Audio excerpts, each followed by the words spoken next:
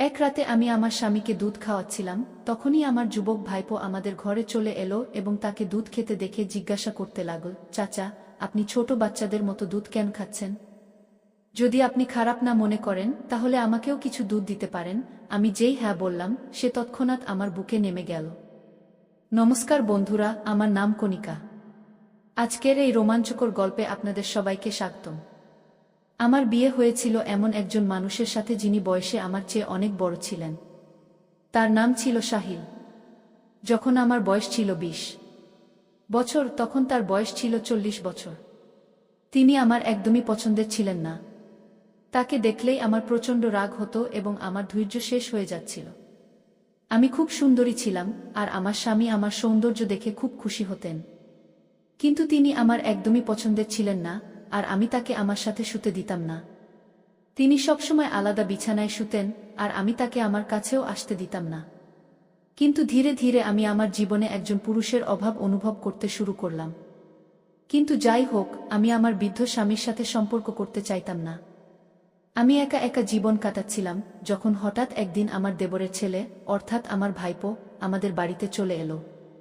তার নাম ছিল প্রতীক।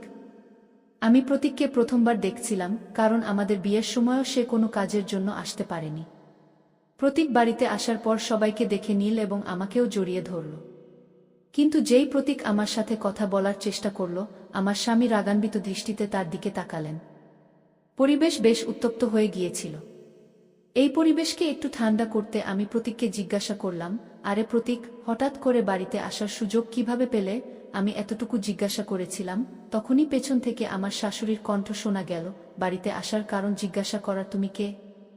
আমার ছেলের ছেলে এখানে আসবে না তো কোথায় যাবে? আমি শাশুড়ি মাকে বললাম, আপনি সবসময় আমার কথার ভুল অর্থ কেন নেন? আমি শুধু এজন্য জিজ্ঞাসা করছিলাম যে সে আমাদের বিয়েতেও আসেনি, তাহলে হঠাৎ করে কিভাবে সময় পেল? তখন প্রতীক বলল, দাদি, চাচি আমাকে একটি সাধারণ প্রশ্ন করেছিলেন, আপনি তার উপর এত রাগ করছেন কেন? আমি এসেছি সবাই যেন খুশি থাকে, আর এই ঝগড়া বন্ধ করুন গো। তারপর প্রতীক বলল, চাচি, আপনার বিয়েতে আমার ইউনিভার্সিটি পরীক্ষা চলছিল, তাই আমি আসতে পারিনি। কিন্তু আমি মনে মনে চেয়েছিলাম যে আমি আপনার বিয়েতে আসব। দুঃখের বিষয় তা হয়নি। কিন্তু এখন আমি চলে এসেছি, তাই চাচির সাথে সব আদরত্ন করে নেব। আর যখন আমার মন ভরে যাবে তখনই এখান থেকে যাওয়ার কথা ভাবব। এটা শুনে সবাই হাসতে লাগল। কিন্তু প্রতীক এখানে কতদিন থাকবে তা আমি তাকে জিজ্ঞাসা করিনি।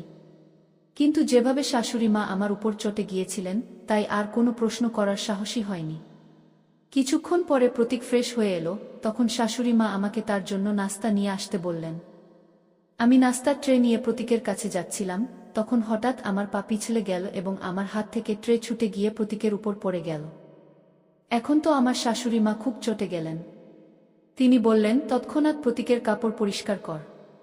জানি না কোনো জন্মের বদলা নিচ্ছ সে থেকে, যে পুরো ট্রেই তার উপর ফেলে দিলে। আমার স্বামী তখন বাড়িতে ছিলেন না, তিনি কোনো কাজে বাইরে গিয়েছিলেন। শাশুড়ি মায়ের ডাক শুনে আমি ভয়ে ভয়ে তৎক্ষণাৎ রান্নাঘরে গেলাম এবং রান্নাঘর পরিষ্কারের কাপড় নিয়ে এলাম। আমি শাশুড়ি মাকে জিজ্ঞাসা করলাম, আমি কি প্রতীকের কাপড় পরিষ্কার করব? তিনি বললেন, যখন সব ধ্বংস তুমিই করেছ, তখন পরিষ্কারও তো তুমিই করবে, না? এতে জিজ্ঞাসা করার কি আছে? প্রতীক কিছু বলছিল না এবং নিজে থেকে নিজের কাপড় পরিষ্কার করার চেষ্টাও করছিল না। কিন্তু আমি তার কাপড় মুছতে গিয়ে খুব লজ্জা পাচ্ছিলাম, কারণ নাস্তা এমন জায়গায় পড়েছিল যেখানে তাকে ছুঁতে আমার লজ্জা হচ্ছিল। কিন্তু যখন সে নিজে থেকে পরিষ্কার করার চেষ্টাই করল না, তখন আমি বুঝে গেলাম যে প্রতীকও চায় যে আমি তার কাপড় পরিষ্কার করি। তখন প্রতীক আমাকে প্রেমময় দৃষ্টিতে দেখতে লাগল এবং একে একে বিস্তারিতভাবে বলতে লাগল যে কিভাবে আমি তার কাপড় পরিষ্কার করব। যখন আমি তার কাপড় পরিষ্কার করছিলাম, তখন হঠাৎ আমার স্বামী সেখানে চলে এলেন এবং দরজা থেকেই আমার উপর চিৎকার করে বললেন, তুমি এসব কাজ কেন করছো? এই ছেলে কি এতটুকুও বুদ্ধিমান নয় যে নিজে থেকে নিজের প্যান্ট পরিষ্কার করে নেবে? আমি বললাম, আমি এই কাজ নিজের ইচ্ছায় করছি না, বরং শাশুড়ি মায়ের বলায় করছি গু। এটা শুনে সাহিল, অর্থাৎ আমার স্বামী, আমার শাশুড়ি মাকে বললেন, মা, আপনি কি, তোমরা সবাই কি করছো? তোমাদেরও কি একটু লজ্জা হয় না? যা ঘটেছে তা অনিচ্ছাকৃতভাবে ঘটেছে, কণিকা ইচ্ছাকৃতভাবে ট্রে ফেলেনি। আর ভবিষ্যতে সে কোনো অপরিচিত পুরুষের কাজ করবে না। গিয়ে কথা বলে সাহিল আমার হাত থেকে কাপড়টা নিয়ে সেখান থেকে চলে গেল। আমিও তার পিছে পিছে রান্নাঘরে চলে গেলাম। প্রতীকও আমার পিছে পিছে এল এবং হাত ধোয়া শুরু করল। সে কিছুটা বকবক করছিল, যার কারণে সে কিছুটা বিষণ্ণ দেখাচ্ছিল। সে আরও জোরে বকবক করতে লাগল, আমি এখান থেকে এখনই চলে যাব। আমি এটা শুনে ফেললাম এবং তার কাছে গিয়ে বললাম, প্রতীক, তোমার এখানে আসা মাত্র কয়েক ঘন্টা হয়েছে, এত তাড়াতাড়ি বাড়ি ফিরে যাওয়ার কথা কেন বলছো? প্রতীক বলল, আপনি তো দেখলেনই চাচাজি কিভাবে আমার সাথে কথা বললেন। চাচাজি আমাকে আউটসাইডার মনে করেন, আর সম্ভবত আপনিও আমাকে আউটসাইডার মনে করেন। তাহলে আমি আউটসাইডারদের মধ্যে কেন থাকব? আমি তো এখানে আমার নতুন বউকে দেখতে এসেছিলাম, কিন্তু ছেড়ে দিন, সম্ভবত আমার ভাগ্যে চাচির ভালোবাসা নেই। কি এ কথা বলে সে চলে যেতে লাগল। ঠিক তখনই আমি তার হাত টেনে আমার দিকে টেনে নিলাম। সে আমার খুব কাছাকাছি চলে এসেছিল। তাকে সরিয়ে দিয়ে আমি বললাম, সরি প্রতীক, আমি ভুলে তোমাকে টেনে নিয়েছি। তারপর আমি তাকে বোঝালাম, তুমি সাহিলের কথায় কষ্ট পেও না। আসলে আমি তার একেবারেই পরোয়া করি না। সে শুধু আমার সৌন্দর্যের জন্য আমার পিছে ঘুরে বেড়ায়। আমি আজ পর্যন্ত তাকে নিজেকে স্পর্শ করতে দিইনি। আর তোমার প্যান্টে পরা চাও আমি পরিষ্কার করে দিতাম, কিন্তু তখন সাহিল এসে চিৎকার করতে শুরু করল। এখন যদি তুমি আমার কাছ থেকে আদর চাও, তাহলে এখানেই থাকো। এখন তুমি নিজেই বুঝে নাও কি সিদ্ধান্ত নিতে হবে। আমার কথা শুনে প্রতীক বলল, চাচি, সত্যি বলতে চাচাজির কথা শুনে আমার খুব রাগ হয়েছিল, কিন্তু আপনি আমার সব রাগ শান্ত করে দিয়েছেন। আমি শুধু আপনার জন্যই এখানে থাকছি। কে কথা বলে প্রতীক আমাকে জড়িয়ে ধরল। প্রতীকের এই ছোট ছোট আচরণ আমার মনে কিছু প্রভাব ফেলতে শুরু করেছিল। আর দেখতে দেখতে তার বাড়ি আসার 5 দিনও হয়ে গেল। এই 5 দিনে সে বাড়ির সদস্য হয়ে গিয়েছিল। প্রতিদিন সকালে সাহিল তাকে নিজের সাথে দোকানে নিয়ে যেত। আমার স্বামীর একটি জেনারেল স্টোর ছিল, আর সে প্রতীককে একঘেয়েমি থেকে বাঁচাতে তাকে সাথে নিয়ে যেত। কিন্তু প্রতীকের আশায় বাড়ির কাজ অনেক বেড়ে গিয়েছিল, আর এই সব কাজের বোঝা আমার উপরেই পড়েছিল। কারণ শাশুড়ি মা সারাদিন মন্দিরেই কাটিয়ে দিতেন। আমার স্বামীর আয়ও এত কম ছিল যে আমরা কোনো চাকরানি রাখতে পারতাম না। আমার পুরো বাড়ির খরচ শুধু তার দোকানের আয়ই চলত। একদিন আমি আমার স্বামীকে বললাম, সাহিল, এখন এত কাজ আমি একা করতে পারি না। প্রত্যেকের আলাদা আলাদা দাবি থাকে, আর এখন তো আরও একজন সদস্য বেড়ে গেছে। শাশুড়ি মাও আমার কোনো সাহায্য করেন না। এখন তুমিই বলো, আমি একা এত কাজ কিভাবে করব? বাইরে দাঁড়িয়ে শাশুড়ি মা আমাদের সব কথা শুনে ফেলেছিলেন। তিনি সঙ্গে সঙ্গে ঘরে এসে বললেন, এখন তুমি কি চাও যে আমি এত বয়সে কাজ করি? আর তুমি আমার ছেলের কান কেন ভরাচ্ছ? যা বলার আছে আমাকে বল। তারপর আমার আর শাশুড়ি মায়ের মধ্যে ঝগড়া শুরু হয়ে গেল। সাহিল আমাদের দুজনকে শান্ত করল এবং বলল, এখন মা কাজ করতে পারবেন না, আর আমি বাড়িতে চাকরানি রাখতে পারি না। তাহলে যার কারণে কাজ বেড়েছে সেই তোমার সাহায্য করবে। সাহিল বলল, প্রতীক এখন থেকে দোকানে যাবে না, সে এখানেই থেকে কণিকার সাহায্য করবে। আমার স্বামী তার দায়িত্ব থেকে মুক্তি পেতে তার যুবক ভাইপোকে আমার সাথে বাড়িতে একা রেখে যাওয়ার সিদ্ধান্ত জানাল। আমি আর কিছু বললাম না এবং তার সিদ্ধান্ত মেনে নিলাম। পরের দিন থেকে প্রতীক আমার সাথে থাকতে শুরু করল এবং সব কাজে আমাকে সাহায্য করতে লাগল। নাস্তা করার পর শাশুড়ি মা মন্দিরে চলে যেতেন আর সাহিল দোকানে চলে যেতেন। তাদের চলে যাওয়ার পর আমি নাস্তা করতাম। প্রতীকও আমার সাথে বসে নাস্তা করত। শাশুড়ি মা আর সাহিল চলে যাওয়ার পর প্রতীক কিছু অদ্ভুত আচরণ করতে শুরু করত। যতক্ষণ তারা বাড়িতে থাকত ততক্ষণ প্রতীক আমার থেকে দূরত্ব বজায় রাখত। সবাই চলে যাওয়ার পর সে আমার কাছাকাছি আসতে শুরু করত। তবে ভালো দিক ছিল যে শাশুড়ি মা কখনো হঠাৎ বাড়ি চলে আসতেন, যার কারণে প্রতীক ভয়ে কিছুটা দূরে সরে যেত। সবাই চলে যাওয়ার পর সে আমার কাছে তার ব্যক্তিগত কাজ করাত, যেমন তার পিঠে সাবান লাগানো, তার কাপড় বের করে রাখা। তার সাহস এত বেড়ে গিয়েছিল যে সে আমাকে এ পর্যন্ত বলতে শুরু করেছিল যে আমার কোনো শাড়ি বা কোন ধরনের ব্লাউজ পরা উচিত, যদিও আমি তা উপেক্ষা করছিলাম। একবার সে আমাকে গোসলের পানি ভরতে বলল। সেদিন আমি সকাল থেকেই রাগে ছিলাম। আমি তার বাথরুমে খুব গরম পানি রেখে দিলাম। কিছুক্ষণ পর প্রতীক দৌড়ে সরাসরি আমার ঘরে চলে এল। তার শরীরে শুধু একটি তোয়ালে জড়ানো ছিল, তার শরীর খুবই টানটান ছিল। আজ আমি লক্ষ্য করেছিলাম যে সে খুবই সুন্দর ও যুবক একটি ছেলে। ঘরে ঢুকেই সে লাফাতে শুরু করল এবং বলল, চাচি, আমার এটা পুড়ে গেছে। আমি জানতাম যে আমি তার বাথরুমে খুব গরম পানি রেখে এসেছিলাম, কিন্তু গোসল শুরুর সময় কেউ কি নিজের সেই জায়গায় পানি ঢালে? সে আবার বলল, চাচি, কোনো ক্রিম থাকলে দয়া করে লাগিয়ে দাও, আমার খুব জ্বালা করছে। এত বলতে বলতে সে আমার বিছানায় বসে পড়ল। আমি জিজ্ঞেস করলাম কোথায় জ্বালা করছে। সে তার উরুর দিকে ইশারা করতেই আমি একটু ঘাবড়ে গেলাম। আমি ভাবলাম আমার ভুল হয়ে গেছে, আমাকে বাথরুমে এত গরম পানি রাখা উচিত ছিল না। কিন্তু তারও তো দেখে নেওয়া উচিত ছিল যে পানি বেশি গরম নাকি ঠান্ডা। সেই সময় লজ্জা ও ভয়ে আমি ধীরে ধীরে তার পা থেকে তোয়ালে সরাতে শুরু করলাম। তার পা হাঁটুর উপর পর্যন্ত পুড়ে গিয়েছিল। সেই যুবক ছেলেটিকে এভাবে স্পর্শ করতে আমার খুব লজ্জা হচ্ছিল। তোয়ালে সরানোর আগে আমি প্রতীকের দিকে একবার তাকালাম।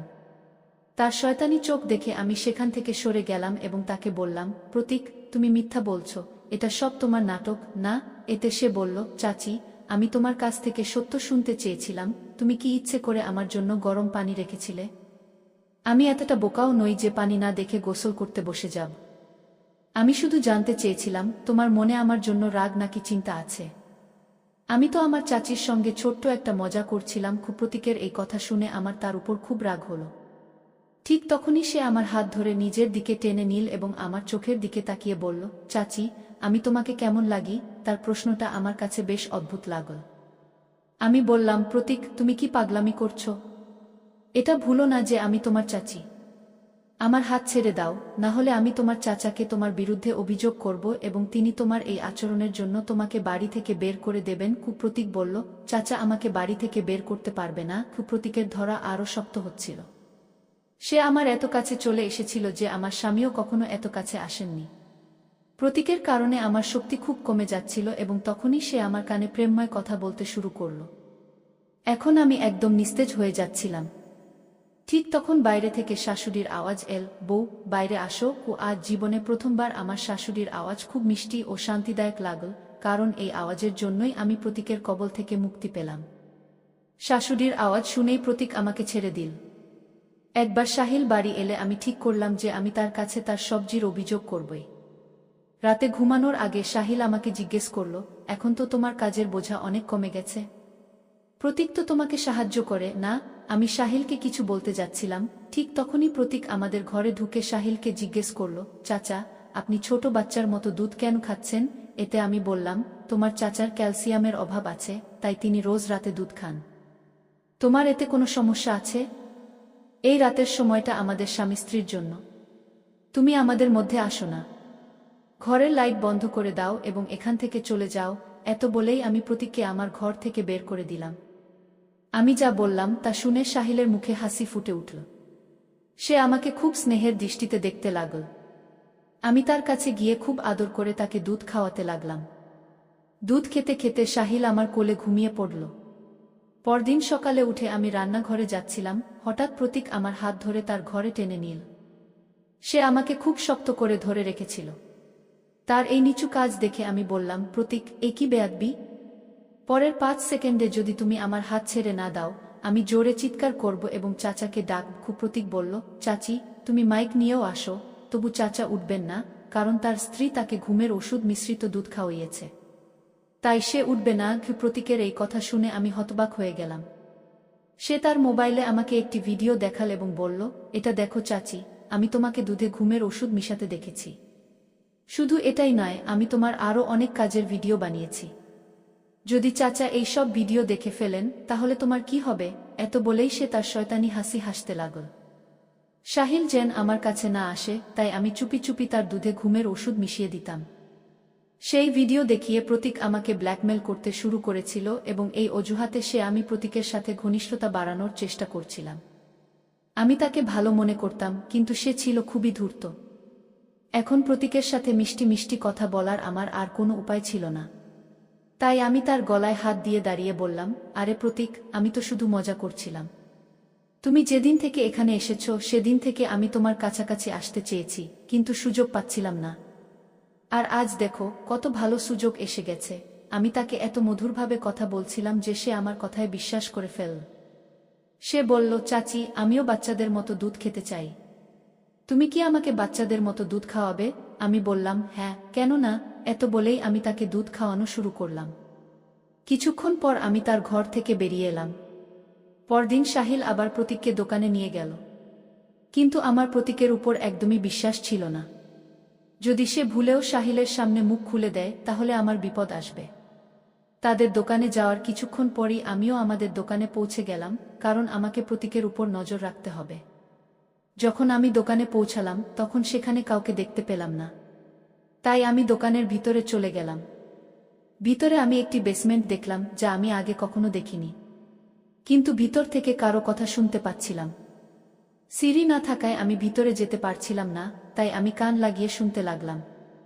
ভিতর থেকে সাহিল ও প্রতীকের কথা শুনতে পেলাম। সাহিল প্রতীককে জিজ্ঞাসা করছিল কখন তার জ্ঞান ফিরবে। দ্রুত এর চিকিৎসা কর এবং টাকা নিয়ে এই মেয়েটিকে নিয়ে এখান থেকে চলে যাও। ও আমি ভাবলাম এরা কোনো মেয়ের কথা বলছে। তখনই আমি প্রতীককে বলতে শুনলাম, সে সাহিলকে জিজ্ঞাসা করছিল, তুমি এই মেয়ের মুখ আমাকে কেন দেখাচ্ছ না? আর এই মেয়েকে? তার প্রশ্নে সাহিল তাকে ধমকে চুপ করিয়ে দিল।